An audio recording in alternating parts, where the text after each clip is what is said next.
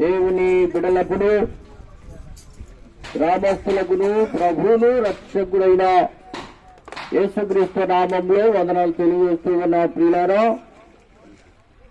మానవుడు పాపములోనే పుట్టి పాపములోనే జీవించి పాపములోనే మరణిస్తూ ఉన్నాడు.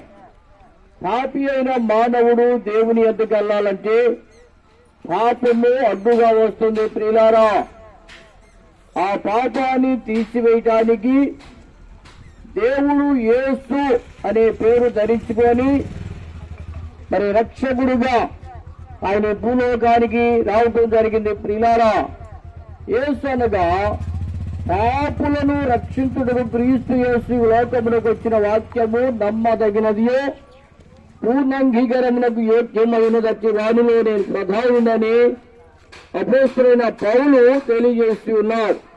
ప్రియులారా, యోహాను సువార్త 3:16 మనం చూసినప్పుడు దేవుడు లోకమునంతో ప్రేమించెను.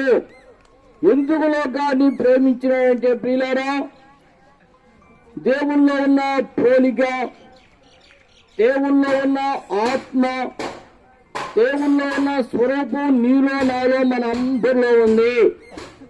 కనుక దేవుల్లో ఉన్న పోలిక, దేవుల్లో ఉన్న ఆత్మ, దేవుల్లో ఉన్న స్వరూపం నీలో నాలో ఉంది కనుక దేవుడు తన బిడ్డలైనటువంటి వారిని ఆయన ఎంతగానో ప్రేమించి, ఏ మానవుడు పాపములో పుట్టి పాపములోనే జీవించి పాపములోనే మరణించకూడదని, ప్రతి మానవుడు ఆత్మరక్షణ పొందాలని దేవుడు మహాకాశములు పట్టజాలని దేవుడుగా ఉండి తండ్రితో ఉన్నకు విడిచిపెట్టకూడని భాగ్యము ఎంచుకొని మనిషిని పోలిగా పుట్టి దాసుని స్వరూపాన్ని ధరించుకొని మనందరి కొరకు సిలువలో ఆయన మరణించడానికి ఇష్టపడి మానవ జాతి కొరకు, మానవ జాతిని రక్షించుటకు, విమోచించుటకును, మానవ జాతికి నిత్య జీవం నిచ్చుటకే యేసుక్రీస్తు వారి భూలోకానికి వచ్చినాడు. ప్రియులారా, కనుక మానవ జాతిని రక్షించడానికి వచ్చాడు కానీ మానవ జాతిని శిక్షించడానికి రాలా.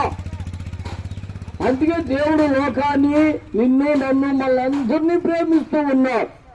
కనుక ప్రతి మానవుడు మరి నిజమైన దేవుణ్ణి ఎరిగి నిత్య జీవానికి వారసుడుగా ఉండాలని, రేపు దేవుడు స్థలములో నీవు నేను ఉండాలని దేవుడు మనలందరినీ ఎంతగానో ప్రేమిస్తూ మనందరి వరకు సిలువలో